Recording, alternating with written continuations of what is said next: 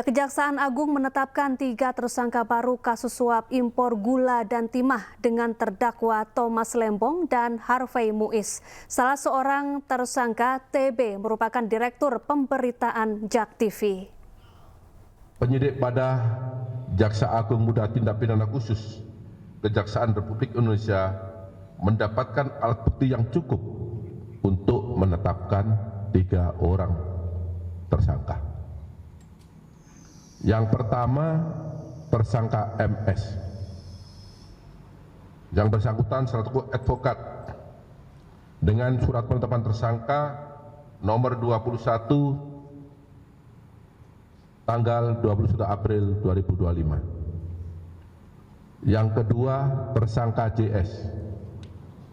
Yang bersangkutan sebagai dosen dan advokat berdasarkan surat penetapan tersangka nomor 29 tanggal 21 April 2025.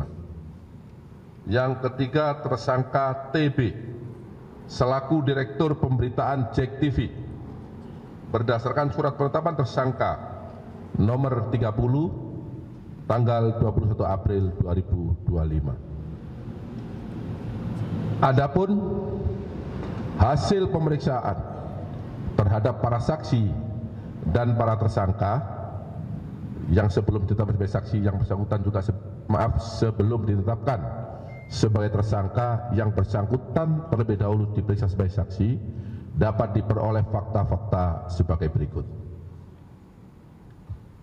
Terdapat permufakatan jahat yang dilakukan oleh MS, JS bersama-sama dengan TB selaku Direktur Pemberitaan JAK TV untuk mencegah, merintangi atau menggagalkan secara langsung atau tidak langsung dalam penanganan perkara tindak pidana korupsi tata niaga komoditas timah di wilayah IUP di PT Pertamina Tbk dan tindak pidana korupsi dalam kegiatan importasi gula atas nama tersangka Tom Lembong, baik dalam penyidikan, penuntutan maupun pemeriksaan di pengadilan. Sementara berlangsung yang saat ini prosesnya sedang berlangsung di pengadilan dengan biaya sebesar dengan biaya Rp478.500.000 yang dibayarkan oleh tersangka MS dan tersangka JS kepada TB yang dilakukan dengan cara-cara sebagai berikut.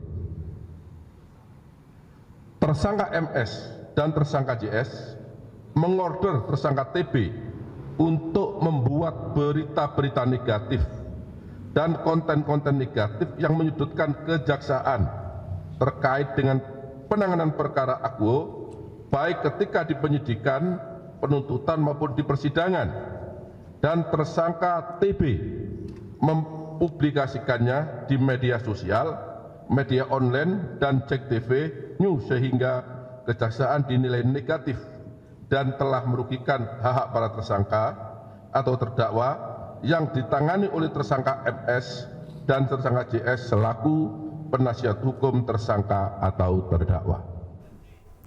Ya, kasus impor gula menjerat mantan Menteri Perdagangan Thomas Lembong. Tom Lembong diduga menerbitkan surat persetujuan izin impor dan memperkaya 9 pihak swasta. Sementara kasus korupsi timah menjerat Crazy Rich Helena Lim dan suami artis Sandra Dewi. Para tersangka terbukti merugikan keuangan negara senilai 300 triliun rupiah.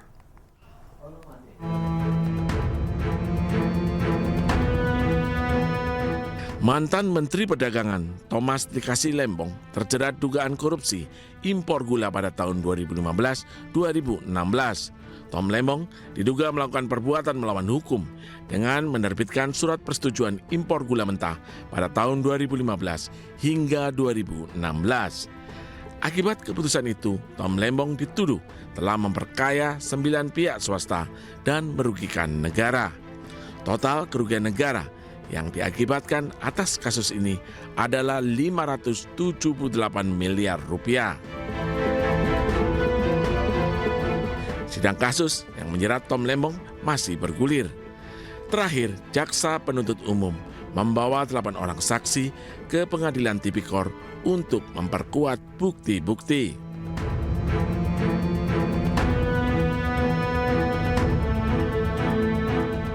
Kasus korupsi tata niaga komoditas timah menjadi perhatian publik. Selain nilai korupsi fantastik sebesar 300 triliun rupiah, nama-nama publik figur ikut terseret dalam kasus ini. Kejagung telah menetapkan 22 tersangka, termasuk diantaranya Crazy Rich Helena Lim dan salah satu suami artis Sandra Dewi, Harvey Muiz. Sempat divonis ringan, Harvey Muiz akhirnya mendapat vonis hukuman 20 tahun penjara. Harvey juga dihukum membayar denda 1 miliar rupiah, subsidiar 8 bulan penjara, serta uang pengganti sebesar 420 miliar rupiah. Sementara Helena Lim divonis 10 tahun penjara dengan hukuman denda 1 miliar rupiah, subsidiar 6 bulan penjara, dan uang pengganti sebesar 900 juta rupiah. Tim Liputan iNews melaporkan. Kita beralih ke informasi lain, pemirsa. Menteri-menteri Kabinet Merah Putih bergantian berkunjung ke kediaman Joko Widodo. Namun Jokowi menegaskan pertemuan hanya merupakan silaturahmi dan membantah isu matahari kembar yang muncul. Meski tak lagi menjabat, Presiden ke-7 Republik Indonesia Joko Widodo masih dikelilingi sejumlah pejabat di pemerintahan Prabowo Gibran. Bertajuk silaturahmi, sederet menteri berdatangan ke rumah Jokowi di Solo, Jawa Tengah. Di antaranya Menteri Koordinator Bidang Pangan Zulkifli Hasan, Menteri ESDM Bahlil Lahadalia, Menteri Kelautan dan Perikanan Sakti Wahyu Trenggono, Menteri Kesehatan Budi Gunadi Sadikin, hingga Ketua Dewan Ekonomi Nasional Luhut Binsar Panjaitan. Eksistensi pengaruh Jokowi terungkap setelah sejumlah menteri masih menganggap Jokowi sebagai pemimpin. Namun Presiden ke-7 RI Joko Widodo membantah ada matahari kembar. Apa yang salah? Silaturahmi di hari Lebaran kan sangat baik kepada siapapun. Ya. Kemudian mengenai matahari kembar, nggak ada yang namanya matahari kembar. Matahari itu hanya satu, yaitu Presiden Prabowo Subianto. Sudah jelas. Kalau selama ini menteri dan wakil menteri kesini itu apakah juga meminta saran dan masukan? Silaturahmi biasa. Dan itu baik, silaturahmi itu. Kalau beberapa yang masih menyebut bos sendiri gimana? Beberapa menteri masih menyebut Bapak sebagai bos.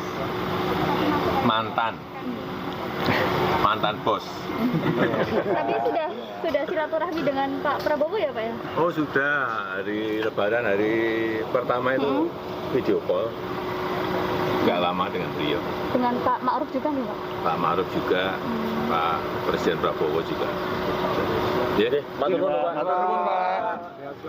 Ada rencana untuk tatap muka Pak? Tatap muka.